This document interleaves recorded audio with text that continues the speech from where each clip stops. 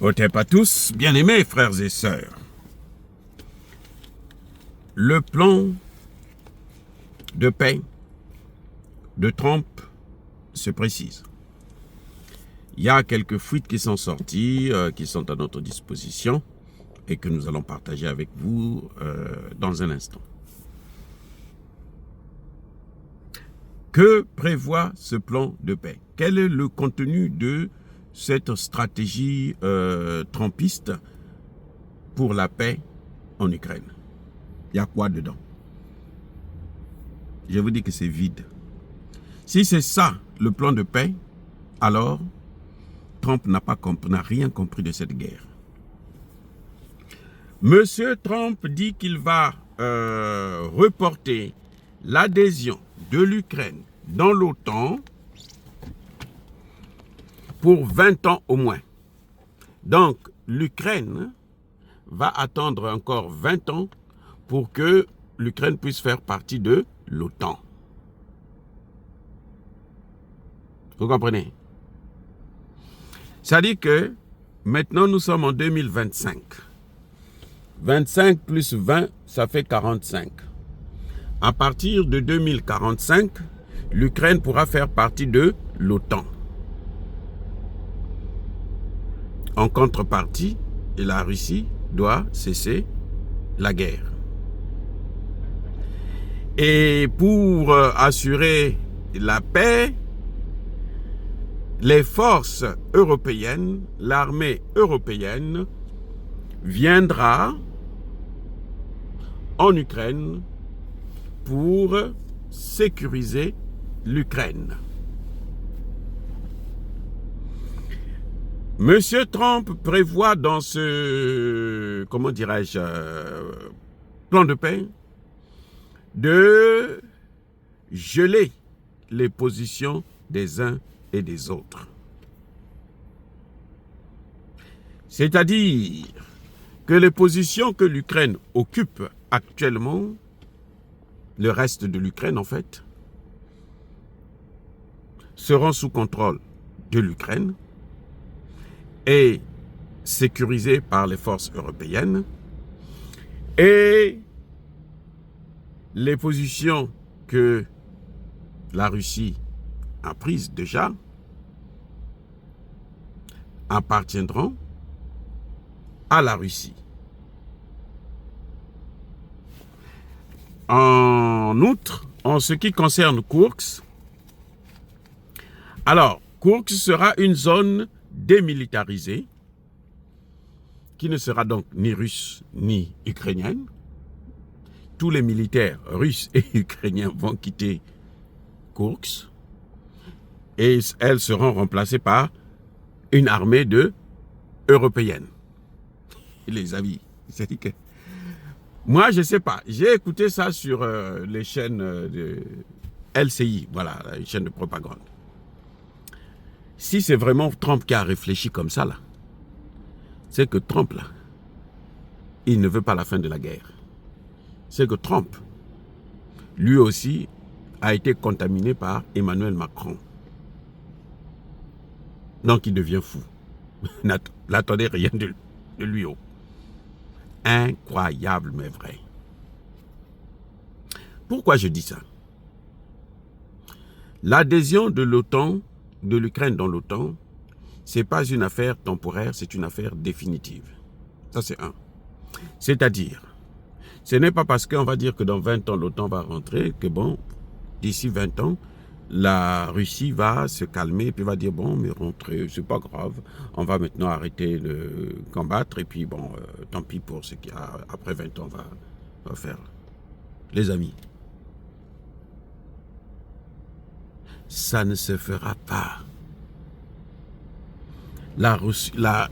L'adhésion de l'OTAN est une affaire définitive. C'est-à-dire que l'Ukraine ne doit jamais rentrer dans l'OTAN. Vous comprenez? Ça là, Vladimir Poutine, même les yeux fermés là, ne peut pas accepter ça. Même en dormant dans les rêves là, Vladimir Poutine ne peut pas accepter une telle résolution. C'est tellement stupide. Mais pourquoi il y a cette guerre? Mais il y a cette guerre-là, justement, c'est à cause de l'OTAN, non? C'est à cause de l'élargissement de l'OTAN. Parce que l'OTAN s'est élargie jusqu'au bord de la Russie. Et le dernier verrou qui restait pour que la Russie puisse être attaquée, c'est l'Ukraine. L'Ukraine est le dernier verrou qui avait une frontière avec la Russie, que la Russie ne veut pas céder à l'OTAN. La neutralité de l'Ukraine est une question qui s'impose. La Russie est devenue une force militaire. C'est-à-dire que Trump, en organisant un tel plan, c'est que même ses experts militaires sont devenus dingues. Et d'ailleurs, dites-moi un peu, qui vous a dit que l'OTAN va continuer à vivre encore 20 ans? Qui vous a dit ça? Que l'OTAN va vivre encore 20 ans? Les amis, qui a dit que l'OTAN a encore 20 ans de vie? Ou même de survie? Qui a dit ça? Mais cette guerre-là, c'est quoi? Pourquoi Poutine tarde à mettre fin à cette guerre? Mais c'est pour essouffler justement l'OTAN. Vous ne voyez pas que l'OTAN n'arrive plus à avoir des armes? Même si l'OTAN, aujourd'hui là, les pays de l'OTAN peuvent décider de, comment dirais-je, s'organiser pour relancer leur industrie militaire. Mais ils ne peuvent pas rattraper la Russie. Parce que l'Ukraine devient un terrain d'exercice. C'est bien en Ukraine qu'ils ont essayé Orachnik, non? Orachnik a été utilisé où? C'est pas là-bas? C'est un terrain d'exercice. C'est aussi un terrain d'exercice pour l'OTAN. Mais chaque fois que l'OTAN fabrique quelque chose, là, mais l'OTAN est écrasé là-bas même. L'OTAN est neutralisé, les amis. Donc ce plan-là, c'est un chiffon. Et écoutez ce que dit Trump, d'après LCI, que à Kursk, là, on va mettre les forces européennes. C'est-à-dire qu'on va mettre l'OTAN dans le territoire russe. Mais c'est-à-dire que celui qui a pensé ça, là, il est stupide. Il faut qu'il reparte peut-être à l'école. Je n'en sais rien. Mais il est vraiment, vraiment plus nul que Macron. Et Zelensky aurait accepté ça lorsqu'ils étaient partis, lorsqu'ils se sont rencontrés avec Trump à Paris, devant Macron. Mais qu'est-ce que ça veut dire, ces choses-là? C'est de l'ignominie. L'armée européenne, que la Russie est en train d'écraser là, en Ukraine, elle va venir occuper Kursk, rester dans Kursk, faire venir ses hommes, ses armes, ses ceci, c'est cela, sur le territoire. Même pas dans le Donbass, hein, mais dans Kursk. Même quand j'ai entendu seulement ça, là, je me suis dit, mais ça, je crois que ceux qui ont fait ça ne savent pas que l'Ukraine est en train de souffrir. En fait, ils ne veulent pas régler le problème. Voilà, c'est la volonté de continuer à faire la guerre. Exactement. Il n'y a pas autre chose, les amis. Il n'y a pas autre chose. Oui. Même en Ukraine, là, les forces européennes. Mais qui dit force européenne, vous croyez que les forces européennes, c'est quoi? Mais c'est l'OTAN. Tous les pays européens font partie de l'OTAN. Donc, si c'est les forces européennes qui viennent, mais c'est l'OTAN. C'est ce que Poutine ne veut pas, justement. Ça, en fait, ce n'est pas une proposition de paix, mais une provocation. C'est que les Américains veulent que cette guerre continue pour continuer à affaiblir l'Europe. Parce que les pays européens, là, plus la guerre continue, plus ils s'affaiblissent. Et plus la guerre continue, plus l'OTAN est menacée. La survie de l'OTAN est menacée. L'OTAN ne peut pas survivre après plusieurs années de guerre comme ça. C'est pas possible. Ils ne vont pas s'en sortir. Maintenant, si Trump veut la guerre, Trump veut continuer la guerre, bon, il n'a qu'à continuer. Parce que la seule chose qu'ils savent faire, eux, c'est ça. Et, il y a une autre proposition. Ils disent que, Trump dit, les Européens doivent faire pression sur la Chine. C'est-à-dire que les Européens doivent augmenter les taxes sur les produits chinois. Il faut que les produits chinois, ça puisse encore, qu'ils puissent augmenter encore plus les taxes. Mais Trump veut appauvrir l'Europe.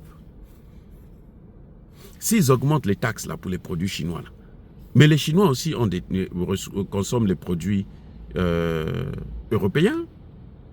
Oh, vous savez quoi?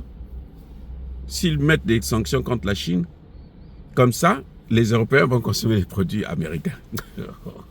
Mais, ouais, comment ça se passe? C'est que la politique, c'est pas bien.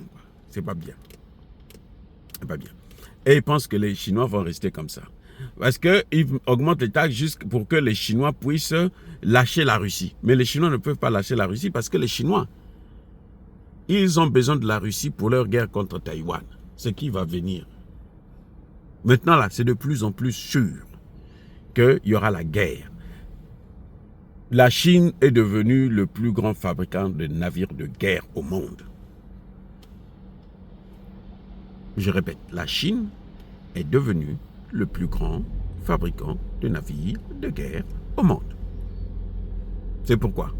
Mais pour encercler Taïwan, c'est une île, non? Vous croyez que c'est parce qu'ils ont besoin de... Non, c'est pour encercler Taïwan, c'est tout. Donc le plan de Trump, si c'est vraiment ça le plan, il est bancal. Bon, c'est un plan vraiment qui n'a ni tête ni queue. Hein? C'est juste un plan c'est juste une provocation pour continuer à exciter les Russes et continuer la guerre jusqu'au dernier Ukrainien. Soyez bénis, abondamment bénis par le Dieu des Kémites, par nos ancêtres angélisés, mais que tous ceux qui persécutent le continent africain, le pillent et le déstabilisent, qu'ils soient noirs, blancs, chinois, arabes, juifs, indiens ou qui qu'ils soient punis, maudits, foudroyés, neutralisés, écrasés, effacés par le Dieu des Kémites, par nos ancêtres angélisés. Vive l'Afrique éternelle, j'ai dit et j'assume.